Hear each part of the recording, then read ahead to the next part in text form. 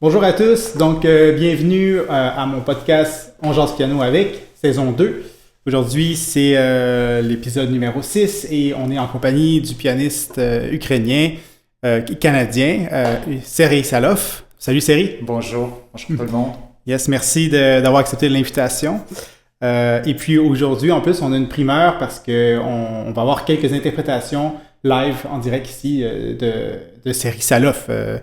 De ses improvisations, pièces arrangées. Là. Disons plutôt des bribes improvisatoires dans les œuvres bien connues. Et voilà. Ouais, parce que ça va être super intéressant à entendre.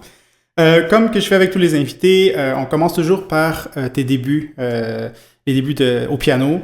Comment tu as commencé, quels ont été tes premiers pas et c'est quoi les circonstances qui ont fait que tu t'es mis au piano? Est-ce qu'il y avait de la musique dans la famille, un piano à la maison? Comment ça a commencé?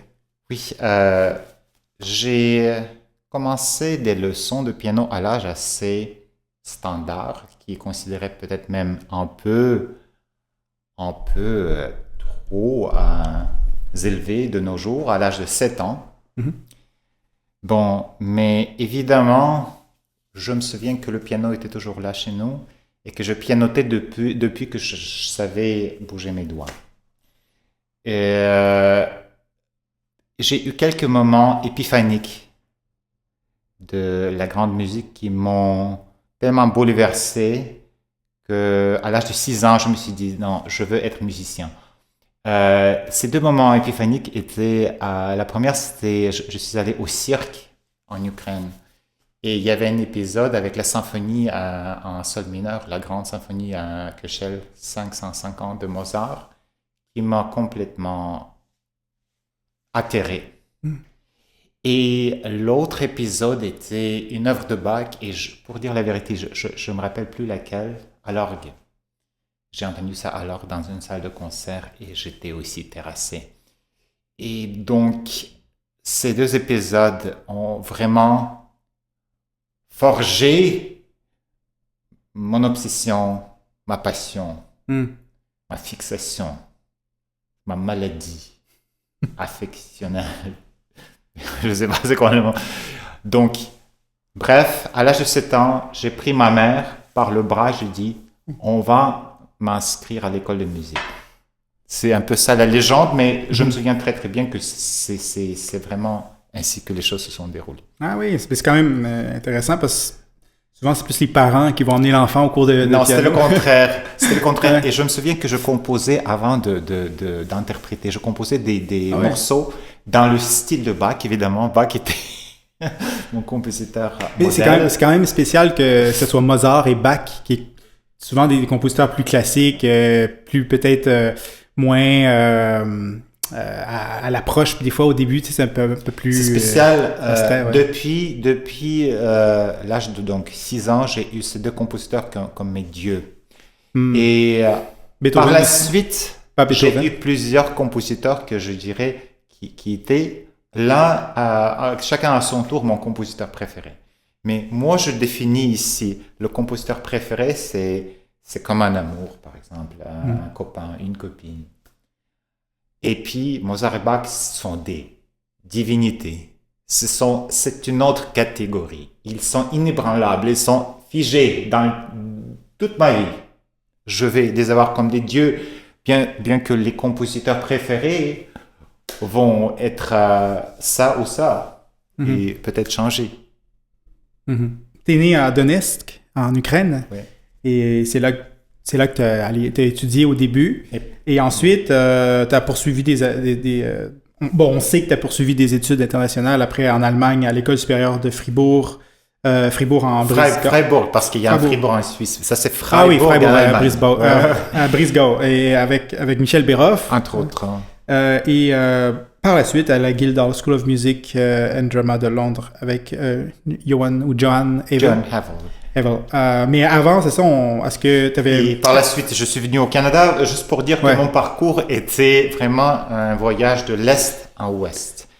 Et c'est par chance que je ne suis pas encore au Hawaï, parce que ça devrait faire un tour du monde à un moment donné. Mais je crois qu'à Montréal, l'Ouest, l'extrême Ouest, c'est stabilisé à Montréal. Ouais. Mais tes professeurs, avant, est-ce que tu as eu des professeurs en Ukraine quand tu étais jeune qui t'ont inspiré? J'ai eu, somme toute, 9 professeurs. 9 professeurs, lesquels je voyais d'une manière hebdomadaire. Donc, c'était pas je parle pas des professeurs passagers. Vraiment, 9 professeurs stables, chacun à son tour, évidemment. Oui. Et donc, tu as commencé à quel âge les cours? À l'âge de 7 ans. C'est ça, OK. Ouais. Et puis, ça n'a jamais arrêté depuis. Ça a toujours été... J'ai eu un petit hiatus entre l'école de Londres et l'école de Montréal. J'ai eu peut-être 5 ans sans professeur. Ouais. OK. Parce qu'à Londres, c'était un bachelor ou un master? Ou, qu'est-ce que c'était? C'était une maîtrise et aussi le diplôme de concert. Ah, OK. Ce qu'il appelle le premier prix. Le prix de Guildhall. D'accord. Et puis, dans ces écoles, bon, par exemple, à Freiburg, tu es allé chercher des choses avec Michel Béroff, Johan Evel. Qu'est-ce que chaque professeur, mettons Michel Béroff, Evel, après à Montréal, qu'est-ce que chacun t'a apporté, ces écoles aussi, qu'est-ce que ça représentait pour toi si tu avais... C'était assez marrant parce que j'ai eu une alternance assez précise des professeurs qui avaient une approche à la sonorité, à la production sonore très, très riche, très, très impliquant beaucoup d'apparatus total, d'avant-bras, les amortisseurs des poignets, la sonorité vraiment recherchée, le son, les phrasés sculptés. J'ai eu cette catégorie des professeurs. Et l'autre catégorie, qui était presque précisément en alternance, était très matérialiste. Il croyait moins en un son qui était voluptueux. Il croyait plus en un son qui était précis. John Havel, c'était plus l'approche orientale, orientale. C'était le son très, très robuste et très, très riche, juteux. Et Michel Béroff, c'était vraiment plus français, plus matérialiste. Moins la préparation de chaque son. Et j'ai eu étrangement vraiment la moitié des professeurs qui étaient plus...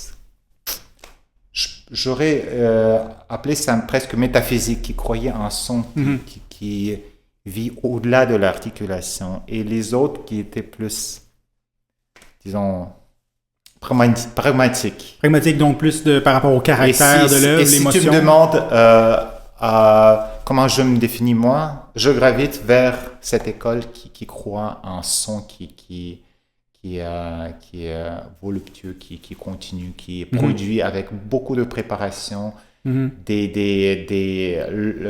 très vocal. La nature vocale du piano est primordiale.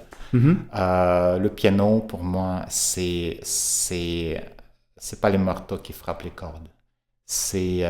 Je suis d'avis que les gens qui ont beaucoup loué Michelangelo, qui ont dit qu'il jouait presque directement sur les cordes. Je trouve que c'est une excellente façon de décrire mon optique à ce que je cherche. Si je réussis, c'est une autre question, mais j'ai ça au sein de mes préoccupations. Comment est-ce qu'on fait jaillir, sculpter le son qui va au-delà de ce qu'on entend du piano? Donc, il y a vraiment des couleurs à créer, imiter les instruments d'orchestre aussi, imiter le chant. Et le chant ça qui forme les assises, vraiment les assises de ce beaucoup de professeurs disent de chanter notre ligne avant de la jouer, et ça donne des idées. Surtout dans les œuvres comme de Mozart, c'est tellement vocal. Si on ne connaît pas les opérations, si on ne connaît pas les personnages, si on ne connaît pas... si on n'a jamais entendu ça, on va pas aller au-delà du texte, de motricité dans les passages. On va continuer avec ton parcours après les études. Tu as participé à beaucoup de concours. Tu as eu des prix importants aussi, en commencer par premier prix au concours international de Dudley en Angleterre, troisième prix au concours Long-Thibault en France, et aussi concours d'Épinal, premier prix en France. Et ça a culminé avec le premier prix au concours international de Montréal à une édition en 2004. Donc, j'avais 14 ans et j'avais assisté à cette édition et je m'en rappelle.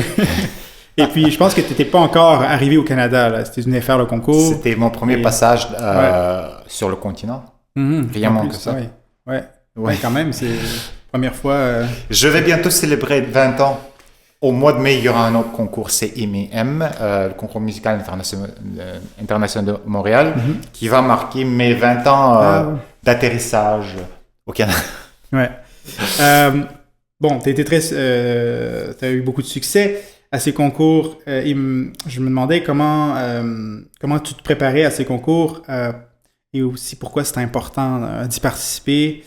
Qu'est-ce que ça t'a apporté comme artiste et aussi pour la suite des choses dans ta carrière? Les concours ont été une partie intégrale de mon parcours académique et pianistique jusqu'à l'âge de... Disons, entre l'âge de 10 ans et 34 ans, qui marque l'ambitus de mon âge où je faisais des concours. Donc, c'est toute une vie, je m'imagine pas ma croissance personnelle en tant que musicien sans les concours. Et mon attitude au concours n'était pas constante. Des fois, je les détestais, carrément. Tellement il y a des circonstances différentes pendant les concours, tellement il y a des expériences tristes, amères et des fois des expériences inspirantes. Maintenant, quand j'ai pris 10 ans, quand j'ai un recul de 10 ans sans faire des concours, j'ai plus de sérénité et je peux déclarer que personnellement, je trouve qu'un concours, c'est une chose extrêmement stimulante parce que étant entouré, on ne parle pas des prix de classement, on parle de s'immerger, de ce pot, comment dire, de cette foule des personnages, des talents différents, des personnalités différentes, des backgrounds différentes, qui se réunissent pendant les concours. C'est sûr qu'on ne joue pas l'un pour l'autre, mais on est entouré, on entend ce que les autres font. Des fois, on les écoute pendant les prestations. On va dans un pub après, on parle de la musique, on parle des professeurs différents, on parle des optiques différentes de production sonore. Tout ça, ça crée une sacrée chimie tellement inspirante. Des fois, je me suis rendu compte, les œuvres que j'ai présentées pendant un concours étaient bonifiées par des idées spontanées, inspirantes, juste parce que je me suis retrouvé devant mes collègues qui m'ont beaucoup stimulé, stressé, inspiré, motivé. Donc, même si on rate le concours, on peut tellement apprendre et tellement sentir des choses intéressantes. Les concours devraient continuer à se faire. C'est comme les jurys aussi, on peut parler après avec les jurys, les commentaires. Mais surtout les collègues. Oui, parce qu'on vit un peu la même chose, c'est au même moment. La chose la plus absurde que j'ai vécue pendant les concours, pendant les entretiens avec le jury, qu'il y avait aussi une quantité presque mathématiquement à la parité des gens, donc des membres du jury qui me trouvaient trop débridé, et l'autre, en même temps, pour les mêmes morceaux, me trouvait trop sage. Il y a un qui va dire, tu joues comme un mathématicien, et l'autre qui dit, tu joues d'une manière wild, en parlant de la même œuvre. Donc, je ne veux pas déparer les membres du jury, mais il y a beaucoup de restrictions. Il faut prendre ça avec beaucoup de grains de sel. Très subjectif au final, tout ça. Oui. Puis peut-être au final, ce qui est important, c'est ce que nous, on en retire, puis ce que nous, on a vécu. Si nous, on trouve qu'on a bien performé, c'est ça qui est important après. Parce que ça m'est déjà arrivé dans un examen d'école de jouer, je pense que c'est la 7e sonate de Prokofiev, et j'avais fait un blanc mémoire, je pense que j'ai sauté 3 ou 4 pages, puis j'ai terminé l'œuvre comme si de rien n'était, puis dans ma tête, j'étais comme, ça y est, c'est l'horreur, tu sais. Et puis, j'ai jamais eu une note aussi haute à l'examen. Donc, bon, j'étais comme, ok, il a aimé autre chose, mais l'important, c'est plutôt, c'est ça, après ça, si j'aurais pu très bien jouer, puis avoir une note moyenne. Mais finalement, ce qui est important, c'est ce que nous, comme moi, j'étais pas fier d'avoir oublié ces pages-là. Donc, c'est tant mieux si les jurys peuvent aimer quand même, mais au final, c'est vrai que c'est ce que nous, on a trouvé. Mais en même temps, on est souvent très critique avec nous-mêmes, donc il faut tempérer, je pense, un peu. La cerise sur le gâteau pendant les concours, ce sont toujours les collègues, c'est pas les membres du jury. Ouais. C'est les plus belles expériences, les plus belles... C'est... Ouais. Ça peut être très stimulant. Parce qu'ils sont là pour critiquer aussi, donc c'est ça, c'est toujours agréable. Mais ça peut être constructif aussi sur la suite. Donc, 10 ans plus tard, après la victoire à Montréal, premier prix en interprétation, tu as participé à l'édition qu'ils ont fait en 2014, qui soulignait, qui était autour de l'improvisation. Et tu as remporté là, le premier prix encore une fois. Et je voulais savoir comment... en fait, je pense que ça vient de longtemps, mais comment t'es venu à l'envie d'improviser, d'arranger des pièces et tout ça? Avec cette double victoire, je fais toujours une blague. J'ai émulé l'exploit de Romain Gary au prix Goncourt. Qu'il a eu à 2 reprises, en simulant son autre roman sous le nom de son neveu, en camouflant. Ah oui, ok. Mais moi, j'ai camouflé rien. Oui, comment je suis venu à improviser? Bon, j'ai dit que ma vie de candidat au concours, c'est de l'âge de 10 ans. Justement, à l'âge de 10 ans, c'était le concours, un des premiers concours de ma vie, c'était le concours d'improvisation en Ukraine, à Donetsk. Ah oui. Et que j'ai remporté le premier prix.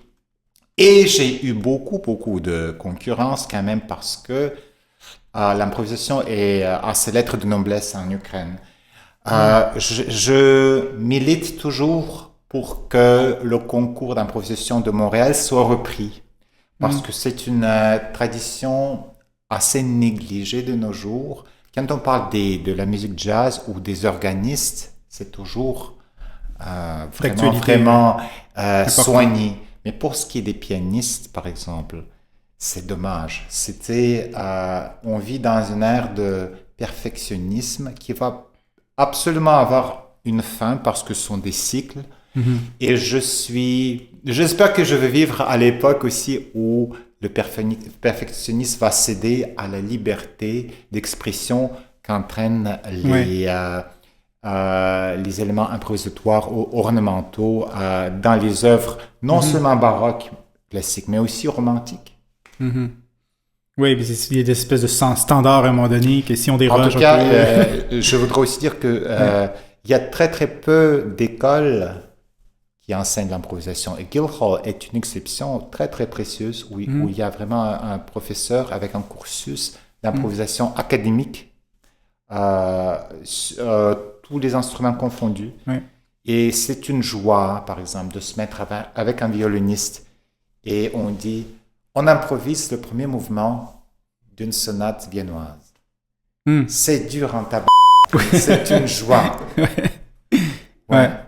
Puis il faut, en fait, ça nous exerce aussi à bien synthétiser les formes, à les comprendre et qu'on peut improviser sur la forme après qu'on en joue une vraie sonate ou on joue une sonate de Beethoven. Disons que récemment, j'ai eu une métaphore m'est venue à l'esprit. C'est nécessaire de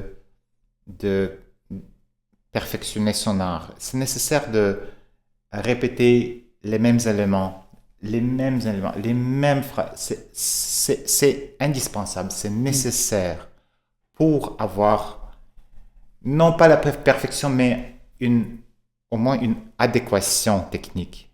Mais par contre, on devrait toujours prendre un recul et dire, OK, maintenant je laisse ce morceau et je veux juste lire quelque chose, lecture à vue. Je veux peut-être improviser un petit peu aussi dans une sonate de Mozart, dans un concerto de Beethoven. Et ma métaphore, c'est que quand on est vraiment, vraiment avec toute la concentration sur les notes précises, avec les doigtés précis, avec l'espacement précis, l'espacement rythmique précis, c'est comme si on conduisait la voiture en regardant juste devant de toi. Ça marche, mais après des heures, on risque d'avoir un accident. Il faut regarder la forêt de temps en temps qui est autour, n'est-ce pas? Quand on fait un long voyage de Montréal à Vancouver, il faut regarder, okay, surtout dans Manitoba, il faut regarder une église là-bas, un buisson là-bas, un renard là-bas. Tout ça, c'est important. Et pas juste les GPS. En tant qu'humain, on n'est pas axé à mettre le cas sur un point pendant des heures. Et l'improvisation me permet non seulement de me défoncer en tant que musicien, mais de gagner un aspect de vue différent qui va bonifier les morceaux. Mm-hmm. Ouais, puis aussi, je pense que l'improvisation, on en a parlé dans un autre épisode avec John Camphanes, c'est justement, ça permet cette liberté de pouvoir aussi écouter davantage l'acoustique de l'endroit et s'immerger un peu plus aussi dans le moment présent. Écoute, quand on est, par exemple, avec l'orchestre en tant que soliste, et on a soigneusement préparé chaque élément de concerto, comment est-ce qu'on peut être surpris par des paramètres toujours changeants et des fois déboussolants? L'improvisation nous permet de rendre nos cerveaux plastiques. Cette plasticité est nécessaire à s'adapter à chaque surprise qu'on a. Et c'est un outil très très précieux pour des choses qui n'ont rien à voir avec l'improvisation. Comme par exemple les orchestres ou les acoustiques surprenants, par exemple. Bon, on va en écouter justement, une pièce de Bach sur laquelle tu as ajouté des ornements. Est-ce que tu peux nous en parler avant qu'on la visionne? Il s'agit de prélude pour l'orgue, tiré de petits livres pour l'orgue, une compilation de 80 œuvres de Jean-Sébastien Bach. Et qui dit Bach, dit improvisation, Bach, il était un des plus grands improvisateurs de tout temps. Et voilà, cette œuvre est toujours jouée en version de Busoni au piano. Et Busoni, il a surtout travaillé le registre, la texture, le remplissage des harmonies. Donc, il l'a travaillé à la verticale. Moi, je l'ai plus travaillé à l'horizontale. Donc, j'ai ajouté des paysages sonores un peu plus ornementaux à cette ligne absolument sublime que Jean-Sébastien Bach a composée, qui provoque les pensées les plus profondes. Pour moi, Bach était un pionnier de sorte, un pionnier de l'humanisme dans la musique. Il n'y a pas une personne avant Bach qui est rendu à ce point profond à expliquer avec des sons c'est quoi l'exercice d'existence. Après Bach, il y avait Beethoven, mais avant Bach, il n'y avait personne. Donc, ça, c'est un petit échantillon de 2-3 minutes qui représente cette pensée tellement concentrée de Bach, pensée qui incite à des ramifications de pensée. Et ces ramifications de pensée sont exprimées par les quelques ornementations que moi et tout le monde est libre d'ajouter. Non, en tout cas, on va écouter ça à l'instant.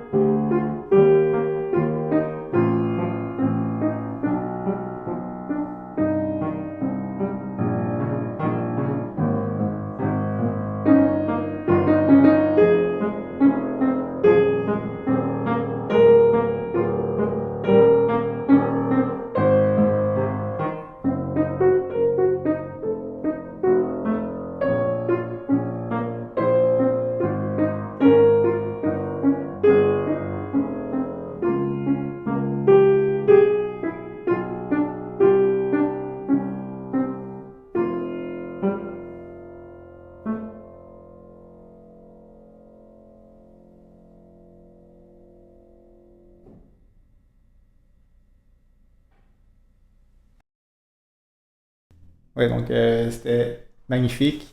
Ça sonnait très bien ici, d'ailleurs. Ce bac aussi dans un petit, Ouais. une place intimiste. La strate médiane qui est composée de staccato, j'ai eu une Mhm. idée un peu insolite de donner le titre à cette interprétation particulière de ce prélude.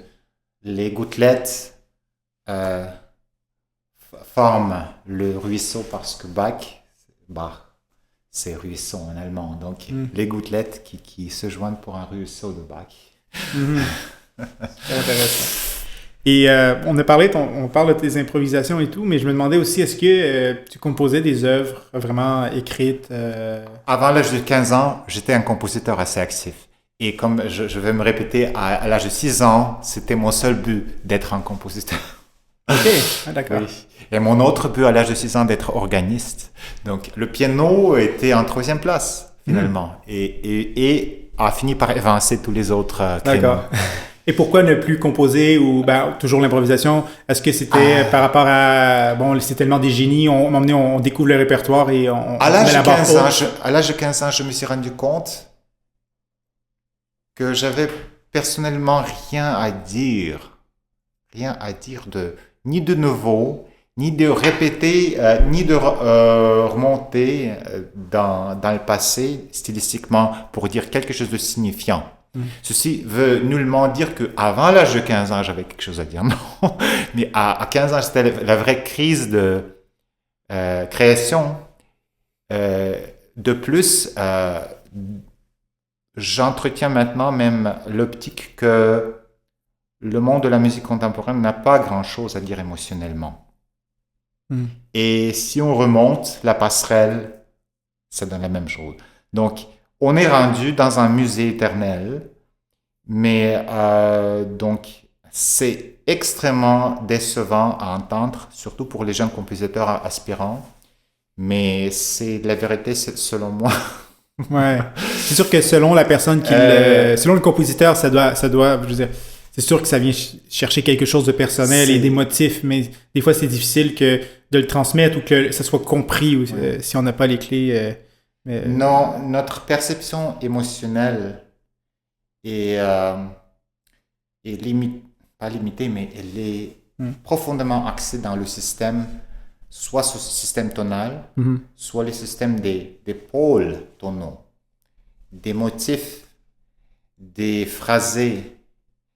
Quand on scinde l'octave en micro-intervalles, un millier de micro-intervalles ou une centaine de micro-intervalles, ça donne une nouveauté formelle, mais ça Mhm. ne ça va pas envoyer un message émotionnel qui va à l'intérieur.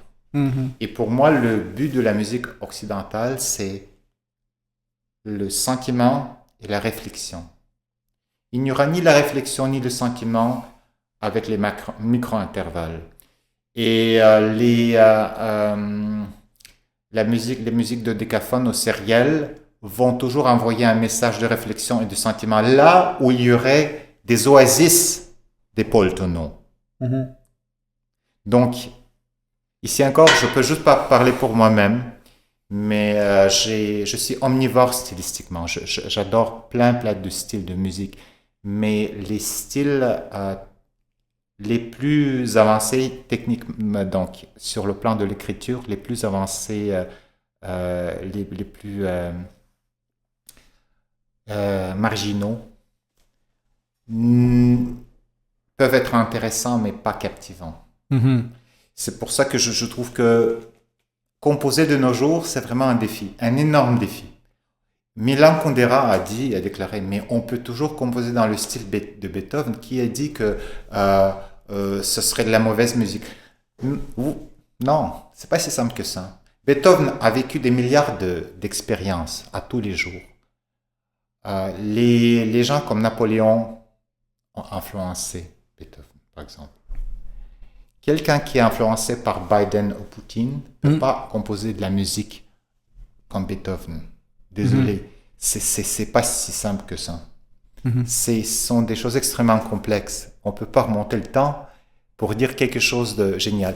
Ce qui est très fascinant, il y a maintenant l'intelligence artificielle qui écrit dans le style de n'importe quel compositeur. J'ai fait une expérience à interpréter l'intelligence artificielle qui a composé une œuvre à 3 voix dans le style de Bach. Et puis c'était de Bach, mais de Bach de très très... Bach, il n'a jamais composé des choses médiocres. Disons que c'était le Bach bien racé, bien typique.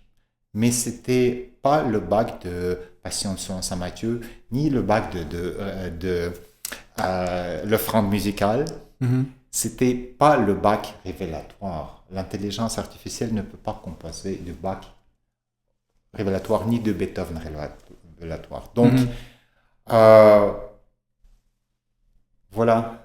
On est rendu bien loin de la question. Oui, de la composition, mais je comprends tout à fait parce que j'ai fait un peu de composition, mais c'est vrai que c'est un peu intimidant d'aller jusqu'au bout quand on est...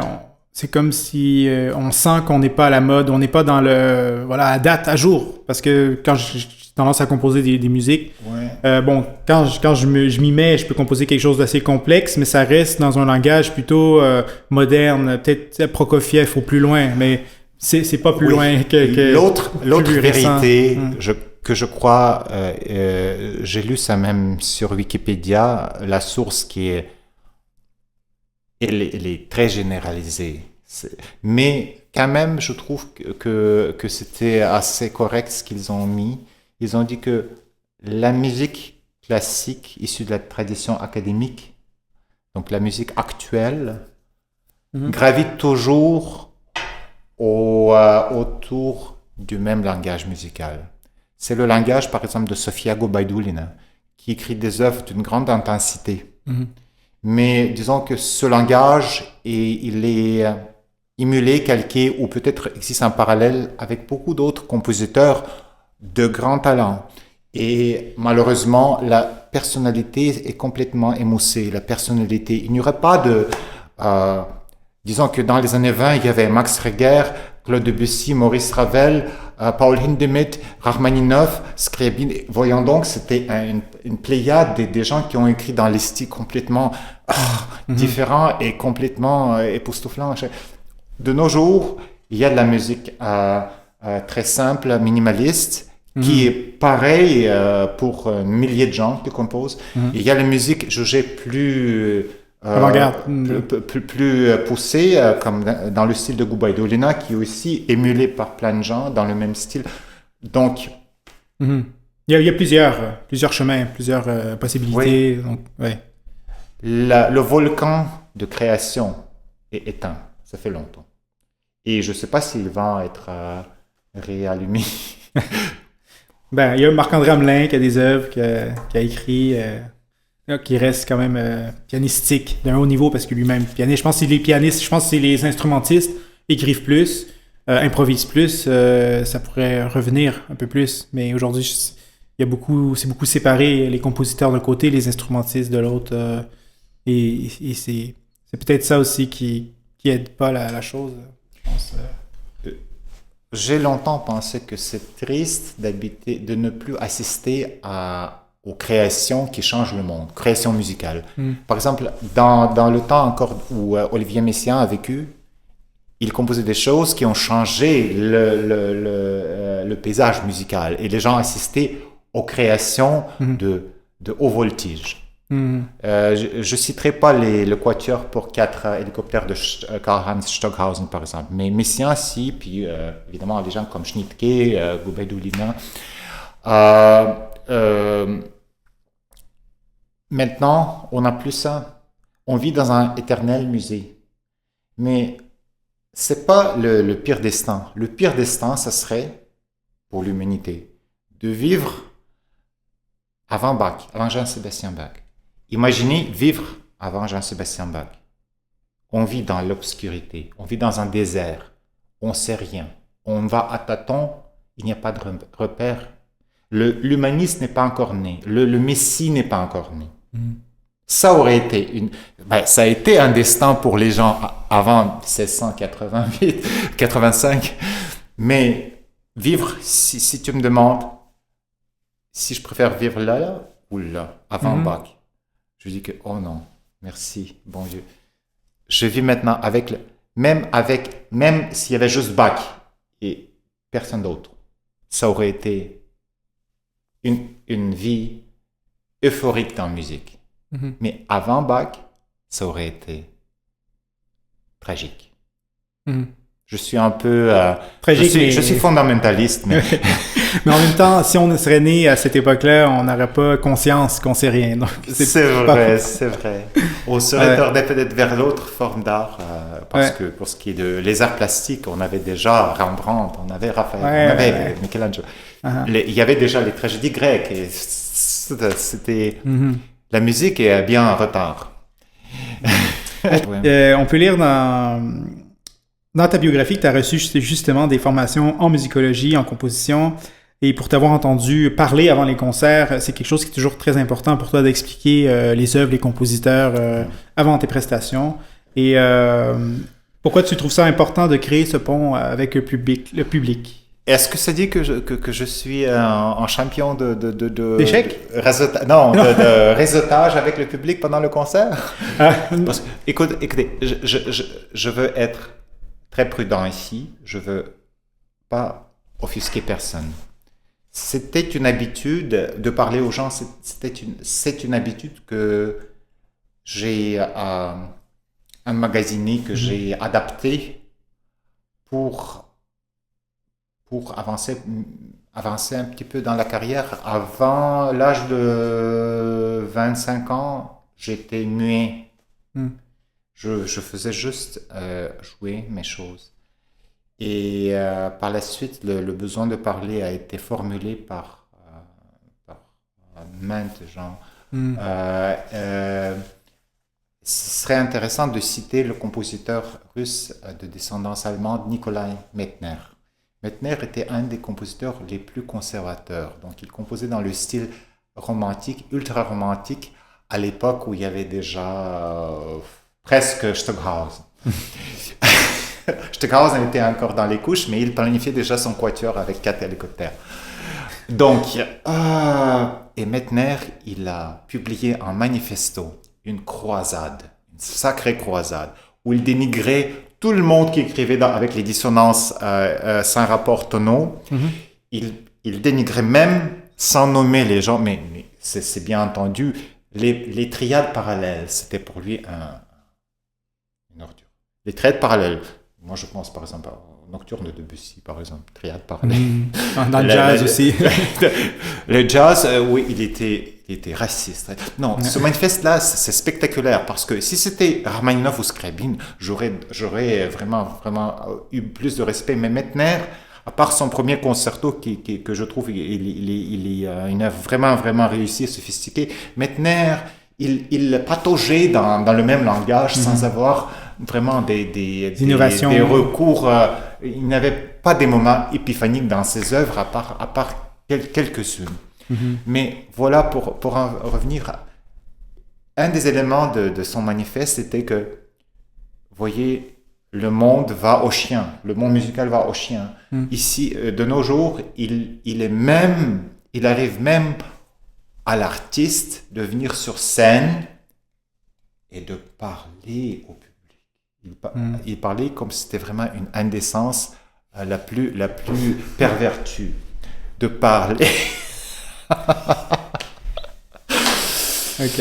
Oui. Et moi, j'ai eu un choc culturel en Ukraine.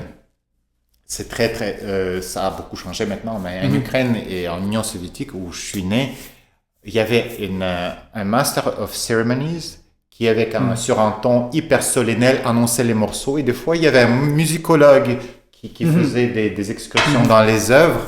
Mais l'artiste était toujours un queue de pie. Il venait comme un dieu, tel un dieu. Il annonçait peut-être le titre d'un rappel. Peut-être. Oui. Gilels, imaginez Gilels ou Richter qui aurait un discours devant le public. Et là, je suis arrivé à Londres, à Royal Albert Hall, dans les années 90, où il y avait Leonard Slatkin qui racontait des blagues pendant 30 minutes, des blagues musicales. Oui. Je pensais Oui. Avant le premier concerto de Brahms. Ouais. Comment il s'appelait encore Leonard Slatkin. Ah, ok, ouais, d'accord. Oui, un grand chef, très très grand chef, réputé d'un renommée irréprochable. Voilà, donc, mais voilà, maintenant, j'ai passé quelques années de tourmente avec cette pratique-là. J'ai fini par trouver une solution. Maintenant, je parle des choses qui sont... Je ne parle pas des choses qu'on peut trouver sur Wikipédia. Très souvent, ces choses-là sont imprimées dans le programme, voyons donc. Je parle des choses qui me touchent moi, profondément. Je parle juste des choses comme ça. Par exemple, je parle de Bach qui était pionnier, pour moi. Et non pas qu'il est né, qu'il avait un frère autoritaire. Écoutez, des choses comme ça. On trouve sur Wikipédia, sur le téléphone cellulaire, pendant le concert, on peut trouver ça. Ouais, puis je pense que c'est plus intéressant de parler de choses qui nous touchent ou il y a des choses qui se cristallisent dans le cerveau d'un artiste qui sont uniques à lui. C'est ça qui est précieux à communiquer. Bien sûr. Mais ça ne devrait pas être une obligation parce que pendant les premières années où j'étais vraiment contraint à le faire, j'ai bousillé chacun concert qui avait un format de ce type. Je bousillais pourquoi? C'est très simple. Dès que l'œuvre tirait à sa fin, par exemple la première ballade de Chopin, déjà la coda est cauchemardesque, la difficulté. Mais dans ma tête, c'était qu'est-ce que je vais dire sur l'autre? Qu'est-ce que je vais dire sur la deuxième ballade? Et les pensées me traversaient à l'esprit pendant que je bousillais chaque fin de l'œuvre. Je pensais, mais qu'est-ce que je vais dire aux gens sur la prochaine œuvre? Et puis maintenant? Non, j'ai une langue bien déliée. Ouais, ça va, là. C'est à force de le faire à un moment donné. Mais je préfère, je vais révéler peut-être un secret que tu ne voulais pas révéler, mais on a séparé la captation sonore des œuvres qu'on entend et notre entretien. Donc, on n'est pas, mon cerveau est exclusivement au clavier quand j'interprète les œuvres et exclusivement avec toi pendant l'entretien. Oui. Ça, c'est beaucoup plus accommodant, je trouve. D'accord. Pour la plasticité que je possède. Peut-être qu'il y a des gens avec une neuroplasticité plus... Mais je comprends très bien parce que c'est vrai que quand on sort de notre clavier, le piano, et on se met à parler, c'est comme si on brisait un peu un mood ou la bulle, la concentration. La musique peut être décrite en mots, mais décrite d'une manière tellement différente. Et les mots ne couvrent même pas une partie infinitésimale du sens du message de musique. C'est un monde différent. L'expression au piano, l'expression à l'orgue, l'expression dans un quatuor, c'est tellement une tâche beaucoup plus subtile que d'exprimer ça en mots. Sont des tâches incomparables. Si on les mélange, on risque d'avoir un compromis. C'est-à-dire, très souvent, les gens qui sont extrêmement éloquents vont probablement être plus généralisés dans les interprétations. Ou les gens qui vont livrer des révélations vont pas pouvoir joindre deux mots. Très souvent, c'est ainsi. Et donc, on ne peut pas prétendre qu'un artiste complet, c'est celui qui sait s'exprimer avec élégance. Non. Absolument pas. Non. Mais des occurrences comme ça existent. Et c'est chouette que ça existe. Et le public aime aussi. La plupart du public aime comprendre, surtout les néophytes, ils aiment ça qu'on leur explique un peu, que l'artiste explique sa vision de l'œuvre.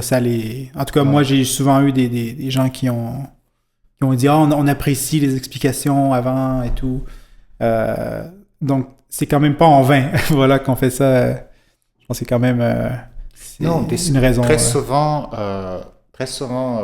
surtout dans les séries prestigieuses, les explications sont écrites dans le programme, mais ne sont pas des citations de Wikipédia, sont des musicologues. Des articles écrits ad hoc pour l'occasion, avec de très profondes visions des œuvres, et des fois, je me régale à lire ça, même pour les œuvres que je connais. Et c'est aussi un peu comme ça quand on traverse une salle d'exposition avec les tableaux ou des statues. Très souvent, c'est tellement fascinant de lire les explications. Les explications sont tellement bien rédigées Mhm. qui impliquent tout un parcours historique, les choses qui sont pas nécessairement euh, appréhensibles en regardant l'œuvre propre. Mhm. Donc, mais moi, je tiens beaucoup à ce qui est écrit et non ce qui est proféré. Mhm. Bien sûr. Ouais. Je comprends aussi. Tu as enregistré quelques albums, dont un autour de Shostakovich en 2006. Il y a aussi Le Printemps sacré des Slaves, 4 ans plus tard, tous les deux pour Analecta, qui sont un arrangement du Sac du Printemps de Stravinsky, qui était ton arrangement. Mon arrangement, Voilà. Et récemment, il y a un disque qui est apparu avec le violoncelliste Thomas Chartré chez KNS Classical.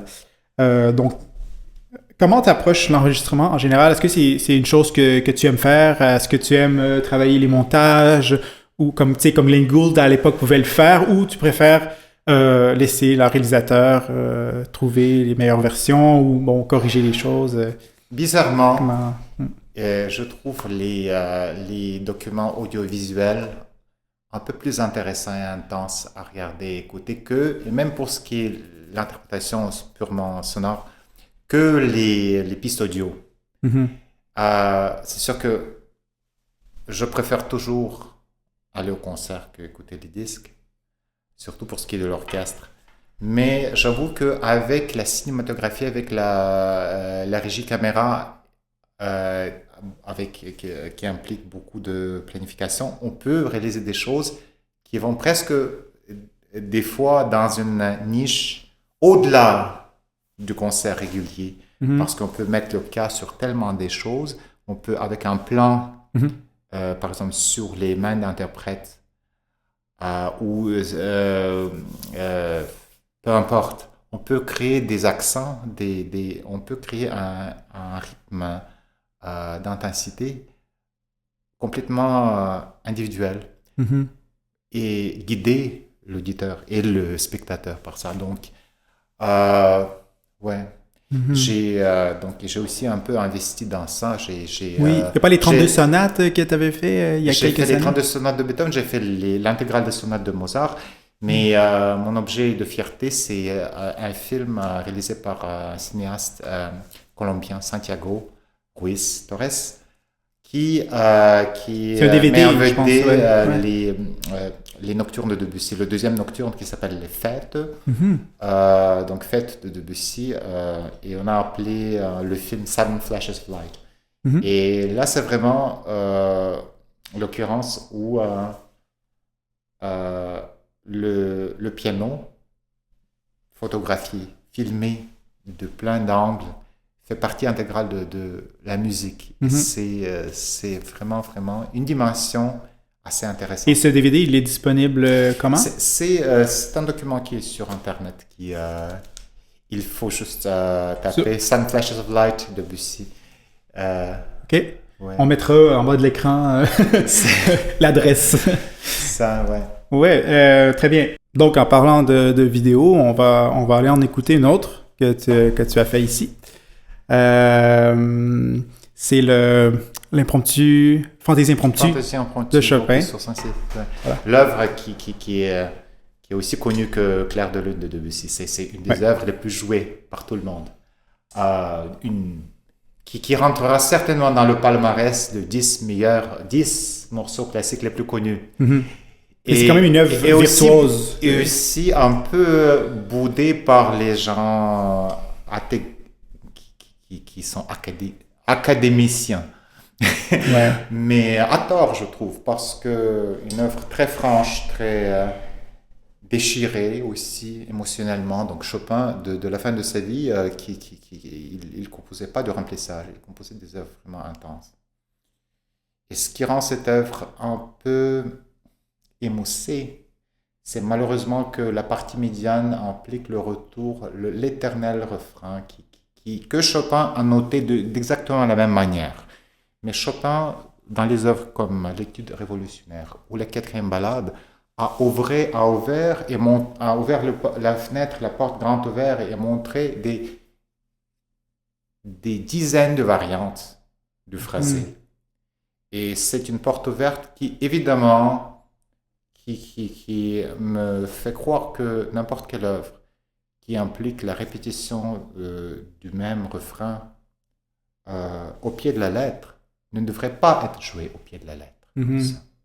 C'était un peu le principe derrière mes modifications dans la partie médiane de Fantaisie impromptue. Il y a aussi Gilles qui avait joué le prélude de Bach, Siloti, l'arrangement de Siloti, qui doit être répété les deux fois. On dirait qu'il joue deux morceaux différents, tellement que c'est différent. Oui, Gilles a travaillé surtout avec les nuances d'expression. Gilles, c'était un des gens que j'adore d'abord, mais il voulait même pas remplir avec une variante des endroits au concerto de Mozart où il y a une blanche pointée. Il jouait la blanche pointée. Où il y avait un hiatus de 2 mesures, il jouait rien. Ouais, ok. Mais là où c'était manifeste, où même un étudiant va se faire dire par le professeur, il faut jouer quelque chose. Mais Gilles, il était comme, je comprends cette mentalité, il était comme devant un tableau de Rembrandt. Est-ce qu'un restaurateur va rajouter un élément qui manque? Non. Il va juste restaurer ce qui est là. Il se considérait comme un curator dans un musée. Pour lui, le Mozart, c'était cette fois où il jouait, c'était le tableau de Rembrandt ou Raphaël. Il touchait pas. Mais il avait l'émotion il avait des fois des nuances profondissimes et toujours variables. Pour ce qui est la notation, c'était la même chose, mais pour ce qui était des micro-nuances, tout à fait différentes. Et aussi, il jouait jamais la même chose d'exactement la même manière. Combien de ballades de Chopin, de ballades de Brahms, circulent sur le web avec Émile Gilels? Je crois qu'une dizaine des captations des concerts. Il n'y a pas une qui ressemble à l'autre. Mais toujours dans le sens de génie, vraiment de grande profondeur. Donc c'est une autre approche. Et je trouve que oui, si tu me demandes laquelle est plus défiante, qu'est-ce qui est plus dur? Est-ce que c'est plus dur d'inventer des ornements ou de jouer ça au pied de la lettre, mais avec des nuances musicales différentes? Impossible à répondre. Impossible à répondre. Ça peut être très, très dur de changer quelque chose, de noter, mais ça peut aussi être très, très difficile à être franc en changement purement musical du même texte. Ça peut être aussi un défi. Oui, sans doute. Les deux approches ont besoin d'une grande culture, grande expérience, grande personnalité et grande inspiration. T'as déjà enseigné ou tu enseignes? De plus en plus. Oui. Et c'est quelque chose qui te nourrit comme musicien par la suite? Aussi, quand on enseigne une œuvre, cette œuvre, on dirait que on a une telle responsabilité quand on enseigne que cette œuvre, elle descend avec tellement de poids dans la mémoire. C'est inoubliable. Les œuvres que j'ai enseignées, ils s'oublient jamais. Parce qu'on les fait d'une semaine à l'autre, mais aussi parce que le poids de responsabilité est tel que on peut pas juste... on prend ça vraiment plus au sérieux que si c'était un morceau qu'on travaillait pour soi-même. Oui. Parce que ça implique une responsabilité après.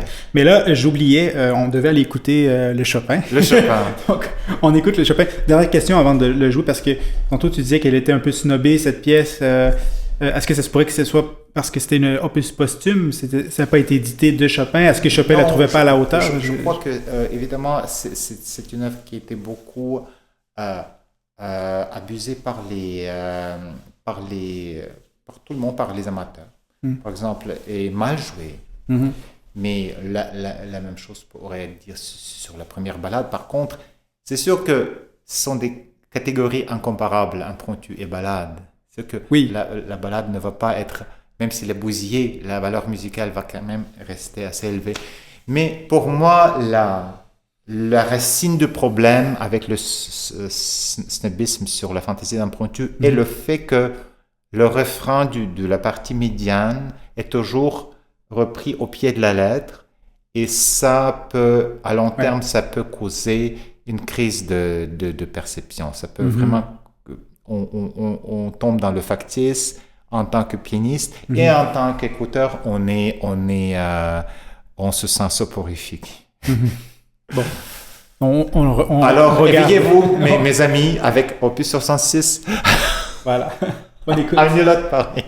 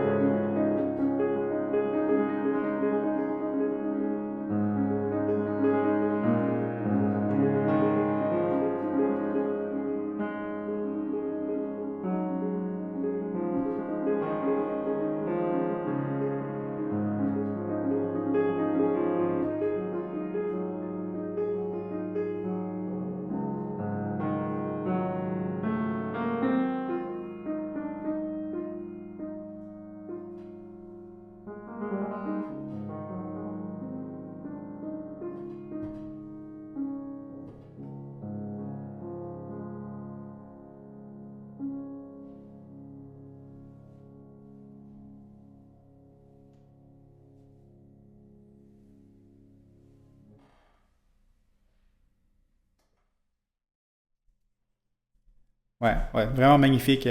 Puissance. Ça contraste aussi avec l'autre pièce que tu as jouée plus tôt. Le son, la virtuosité. On est complètement ailleurs dans cette pièce. Est-ce que cette pièce de Chopin nous parle sur tes prochains projets qui s'en viennent ou pas nécessairement? Qu'est-ce qui s'en vient pour toi là, dans les concerts, les disques? Pour dire la vérité, tantôt tu parlais des sonates de Mozart. J'ai enregistré les 19 sonates de Mozart, mais à cette époque-là, je n'étais pas un aficionado de l'improvisation et j'ai presque pas changé le texte. Mm-hmm.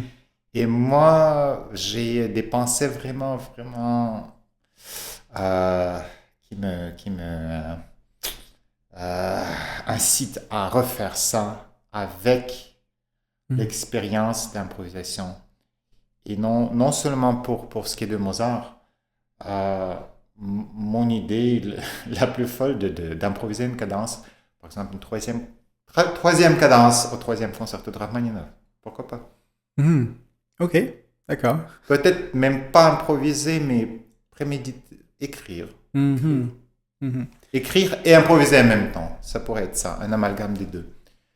Parce que Mozart, il y a un projet qui s'en vient ici à Sorel-Tracy. On est au Canada. Ça serait vraiment Québec. Un pactole pour Mozart. mes expériences. Événement Mozart, l'intégrale ou... Mais aussi le concours international, le premier. Premier concours, ouais. Donc... Effectivement, le premier concours international de piano de Sorel-Tracy, dont les compétitions ont lieu en ce moment même, au mois d'avril, pour le volet national. Puis le concours va avoir lieu en octobre 2024 à Sorel-Tracy.